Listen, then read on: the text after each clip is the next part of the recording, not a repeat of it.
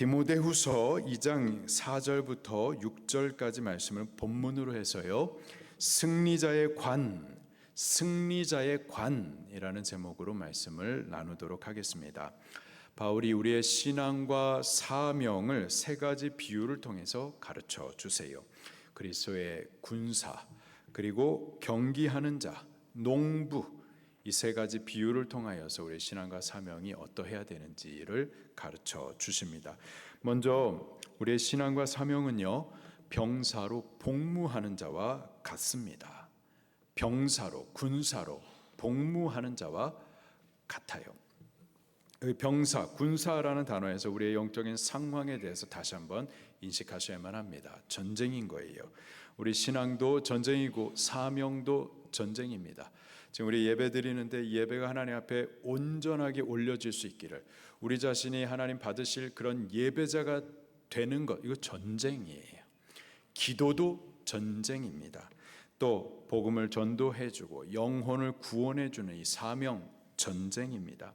이번 주에 우리 선교팀이 태국에 가는데 예수 그리스도의 군사로서 십자가 군기를 들고서 전쟁하러 가는 거예요.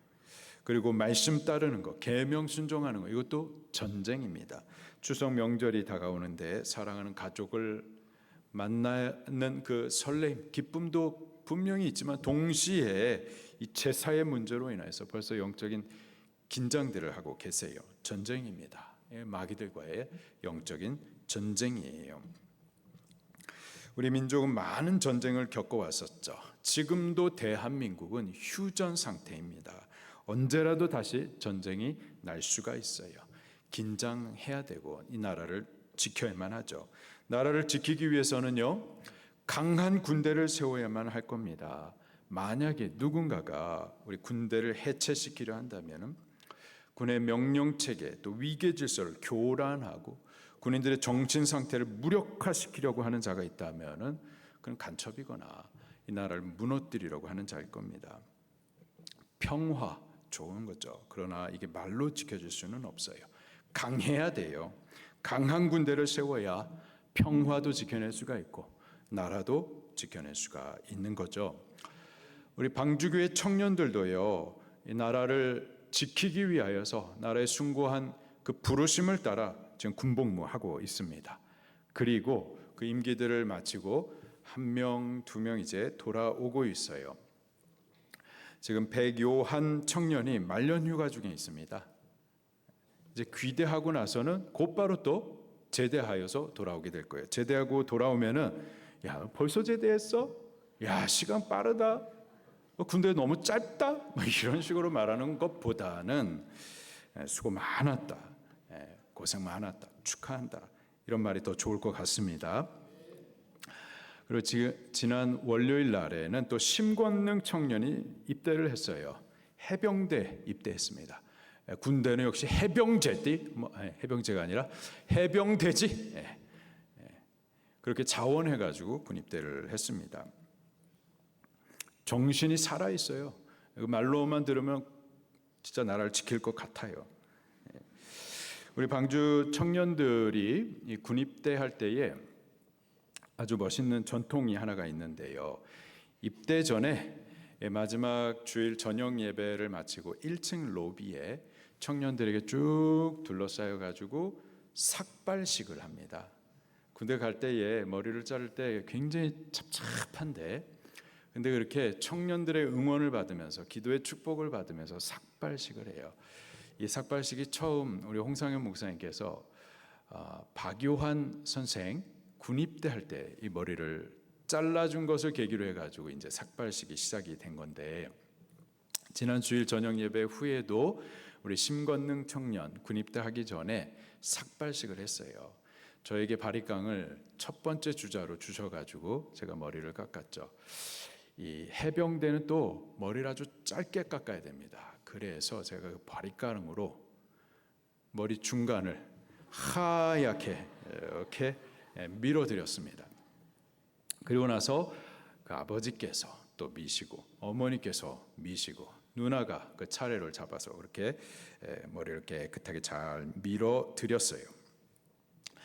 군대에 가려면 그렇게 머리를 짧게 밀어야만 합니다. 군대 가는데 머리를 길게 기르거나 예쁘게 색깔을 입혀서는 안 되죠. 왜요? 군대는 자기 개성대로, 자기 원하는 대로 생활하는 곳이 아닙니다. 전쟁을 위해서 모집된 곳이기 때문에 병사로 모집된 자는 모집한 자의 뜻에, 그 명령에 따라 순복하고 자기 생활에는 얽매이지 않습니다. 4절 말씀을 같이 봉독하겠습니다. 시작. 병사로 복무하는 자는 자기 생활에 얽매이는 자가 하나도 없나니 이는 병사로 모집한 자를 기쁘게 하려 함이라. 병사는 전쟁을 위해서 모집된 자예요. 승리를 위해서 싸우는 자입니다. 목숨 걸고 싸우는 자예요. 모집한 자의 명령에 순복하며 자기 생활에는 얽매이지 않습니다. 군대에서 기상나팔 소리가 막 부는데 나 오늘은 좀 피곤하다, 좀 더 자고 싶습니다 하면서 누워 자는 사람은 없습니다. 반찬, 짬밥을 먹어야 되는데 반찬이 마음에 안 든다고 나 엄마한테 소세지 반찬 달라고 할 거야, 엄마 보고 싶어, 나 집에 갈 거야 하면서 그렇게 가는 사람은 없어요. 병사로 모집된 자는 자기 생활에 얽매이지 않습니다. 그를 병사로 모집한 자의 명령에 순복하죠. 우리의 신앙과 사명이요, 병사로 복무하는 자와 같습니다. 자기 생활에 얽매이지 않아요. 자기 좋은 대로, 자기 생각대로, 자기 계획대로 그렇게 살고 움직이는 것이 아닙니다. 주께서 우리를 부르신 자 예수 그리스도께서 부르시면은요 즉각 순종하는 거죠. 말씀이 선포되면 그 말씀을 명령으로 받아가지고 Sir, yes sir 하면서 즉각적으로 따르는 겁니다. 주께서 부르시는데 죄송합니다, 다음에요. 지금은 학교에 중요한 시험이 있어서요. 지금은 사업이 바빠서요. 밭도 갈아야 되고 소도 팔아야 되고 장가 가야 되고 시집도 가야 되고 우리 자녀는 좋은 학교 보내야 되고 친구들과 여행 계획도 있으니 다음에요. 그런 군대는 없습니다. 그런 군인은 없어요. 신앙생활 그렇게 하지 않습니다. 그렇게 사명하는 사람 없어요. 그런 것은 신앙도 아니고 그건 사명이 아닌 겁니다. 우리의 신앙과 사명은요 병사로 복무하는 자와 같아가지고 우리를 부르신 자 예수 그리스도 그분의 말씀이 선포되면 그 말씀을 명령으로 받아서 무조건적으로 순종하고 절대적으로 순복하는 겁니다. 그분을 기쁘시게 하기 위해서 말씀이 떨어지자마자 스프링이 반사적으로 튀어나오는 것처럼 그렇게 순종하는 거죠. 자기 삶에, 자기 생활에 얽매이지 않습니다. 우리가 그리스도의 군사로서 주님을 섬김에 있어서 주의 말씀에 따름에 있어서 우리를 얽매는 것이 있어서는 안 되는데 혹시 그런 것이 있다면 결단하셔야만 할 겁니다. 우리는 영적인 전쟁의 상황에 있어요. 마귀들과의 전쟁 중입니다. 마귀는 최초 사람 아담을 악한 괴계로 넘어뜨리고 정령 죽게 했어요. 그리고 지금도 할 수만 있으면 택한 자녀라도 미혹하여서 죽이려고 듭니다. 우리의 신앙과 사명은요 생명과 사망을 가르는 영적인 전쟁이에요. 내 생활에 얽매여서는 싸울 수도 없고 이길 수도 없습니다. 우리를 부르신 자 예수 그리스도 그분을 기쁘시게 하기 위해서 그분의 명령을 따라 전쟁의 승리를 위해서 얽매이는 모든 것들을 우리 벗어버려야만 할 줄로 믿습니다. 두 번째로요 우리의 신앙과 사명은 경기하는 자와 같습니다. 5절 말씀을 또 같이 봉독할게요. 시작.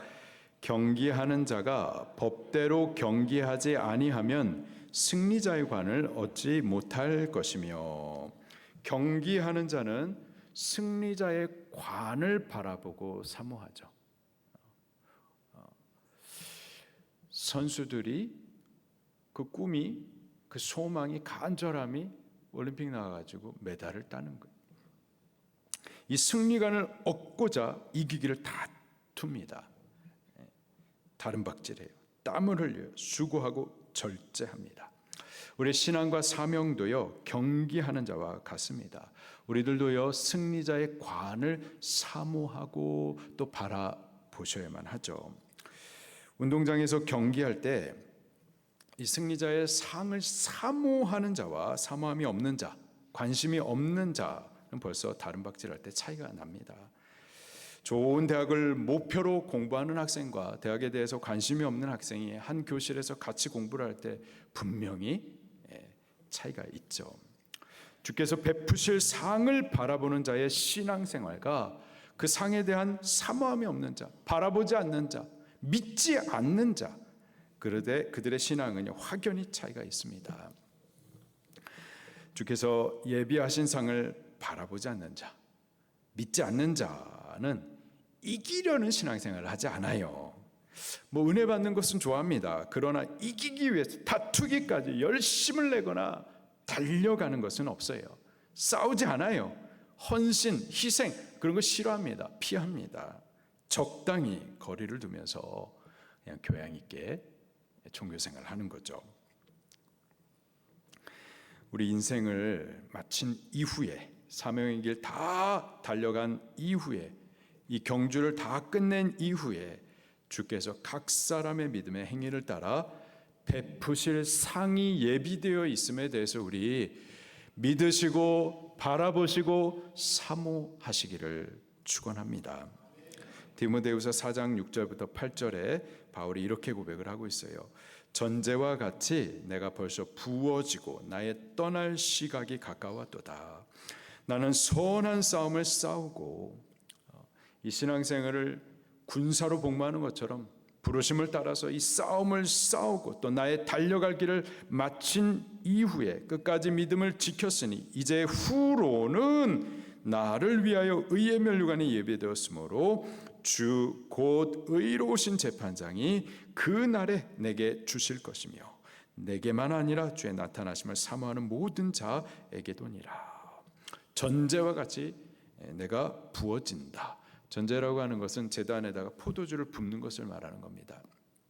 그와 같이 주의 사명을 위해서 자기의 생명을, 자기의 피를 부어드리는 그 순교를 말하는 거예요. 지금 바울은 본인이 곧 순교하게 될 것에 대해서 감지했습니다. 그러나 그 순교, 그 죽음 앞에 두려워하거나 원망하지 않아요. 오히려 기대감으로 가득합니다.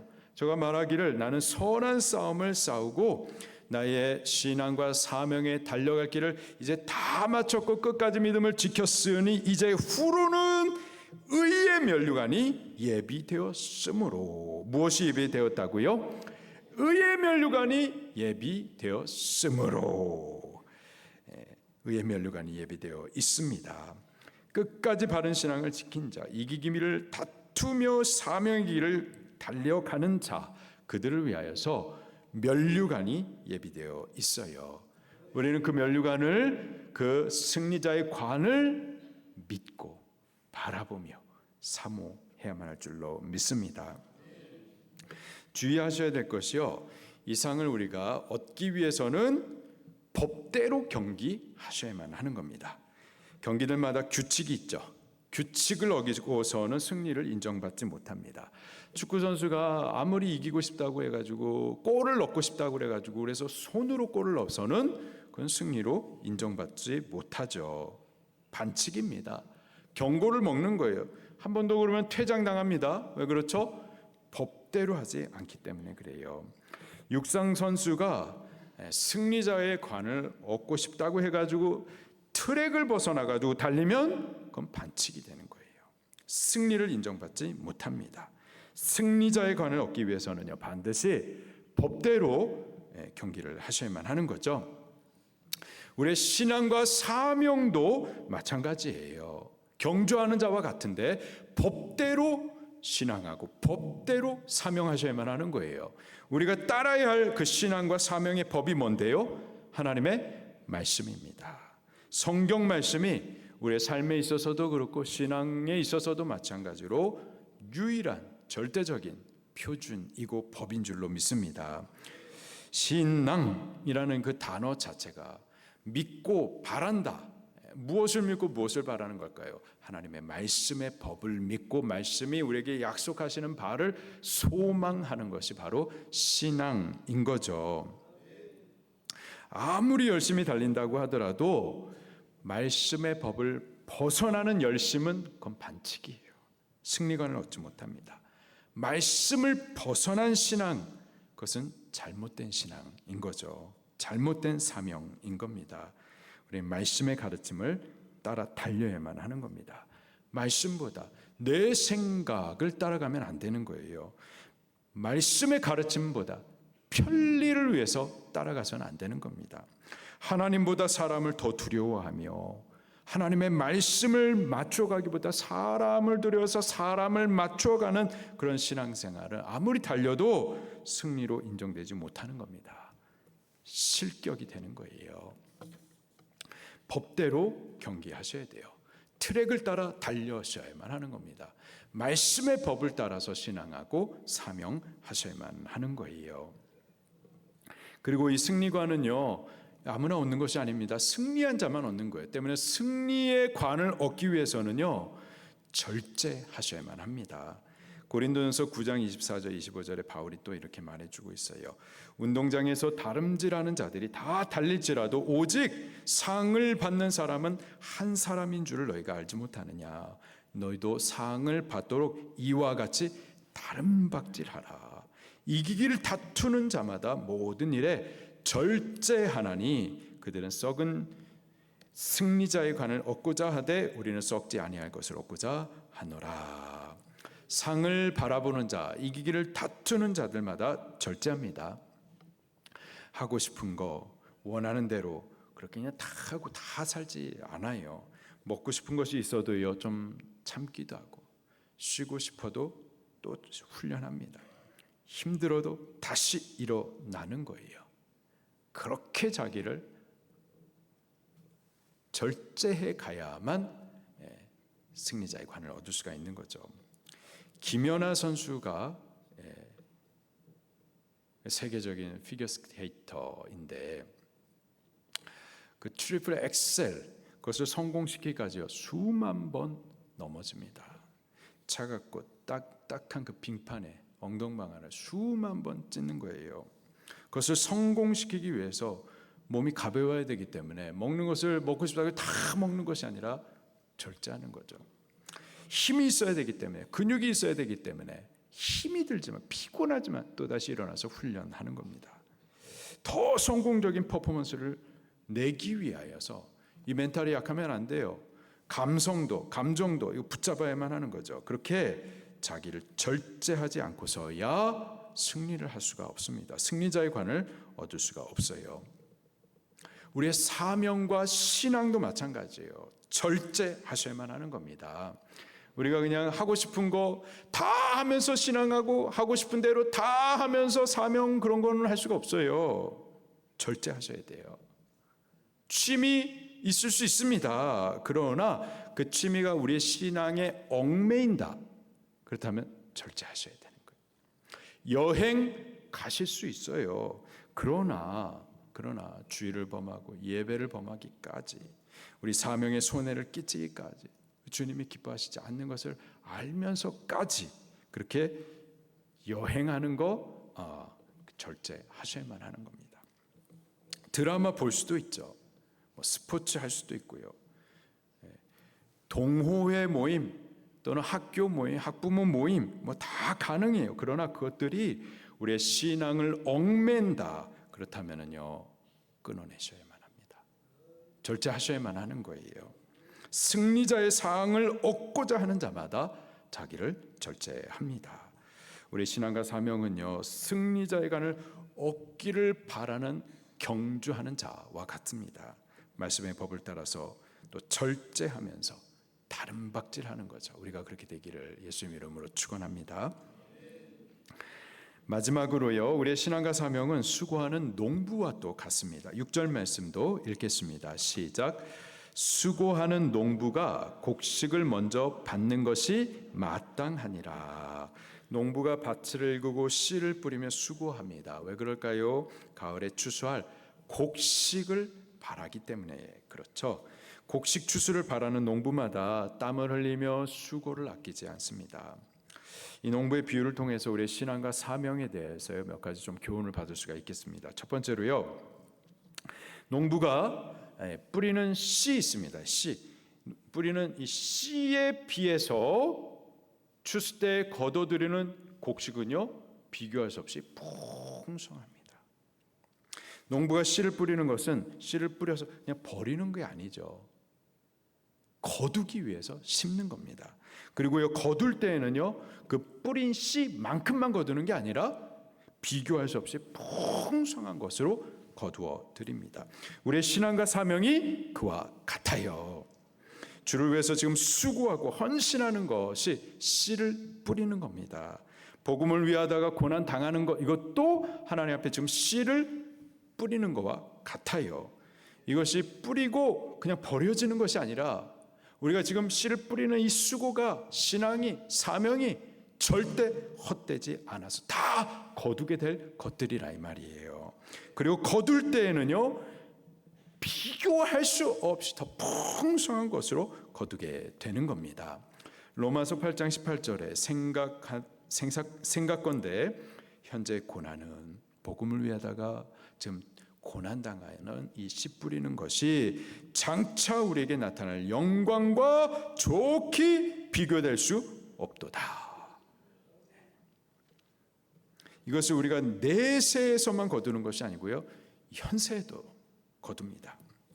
마가복음 10장 29절 30절에 예수께서 이르시되 내가 진실로 너희에게 이르노니 나와 복음을 위하여 집이나 형제나 자매나 어머니 아버지 자식 전토를 벌인 자는, 이게 그냥 버리고 끝나는 것이 아니라 주를 위해서, 복음을 위해서 심는 거거든요. 그렇게 한 자는 현세에 있어서 집과 형제와 자매와 어머니와 자식과 전토를 100배나 받되, 몇 배나 받되? 100배나 받되, 또 내세에 영생을 받지 못할 자가 없느니라. 현세에서도 받고 내세에서도 받습니다. 현세에서 100배로 받고 또 내세에서 영원한 것으로 받게 되는 거예요.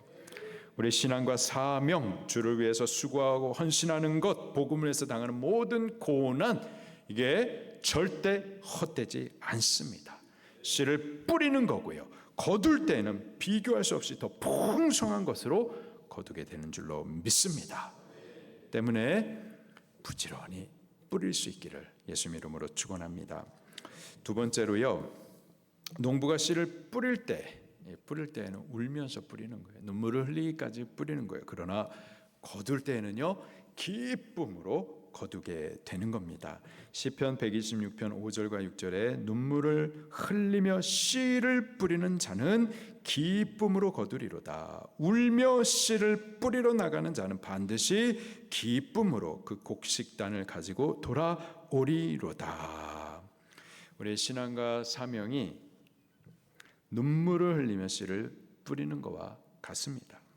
복음을 위해서 당하는 고난 때문에 눈물이 날 때가 있어요. 외로워질 때가 있습니다. 오해받으면 많이 괴롭습니다. 울면서 기도하는 거예요. 울기까지 사명하는 겁니다. 눈물을 흘리면서 순종하는 거고, 눈물을 흘리기까지 헌신하는 거예요.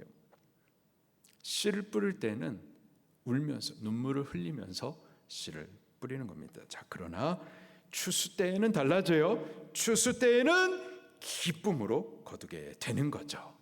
주께서 우리 눈에 눈물을 닦아주시고, 또 이전에 알 수 없었던, 비교할 수 없는 그 위로를 베풀어 주시는 겁니다.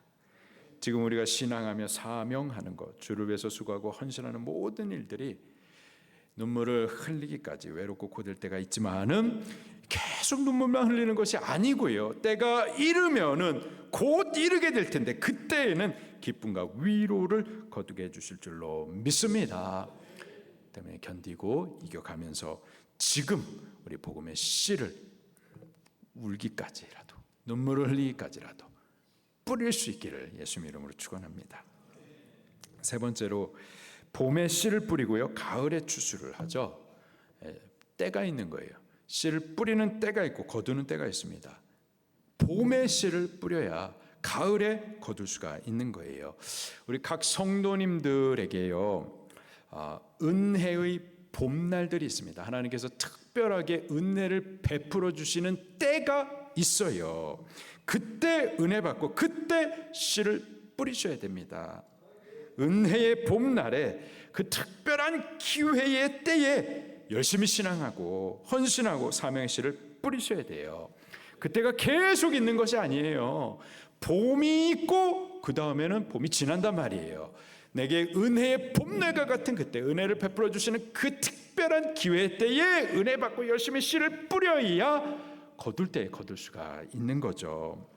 그때 기회를 놓치면은 막 은혜 베풀어 주시는데 또 다른 것에 막 생각과 마음이 흩어져 가지고 지금 은혜의 봄날 같이 하나님께서 봄비를 막 불러 이렇게 쏟아 주시듯 은혜를 베푸시는데 다른 것 쫓아가고 그러는 동안 그 기회를 놓치게 되면은 거둘 것이 없는 겁니다.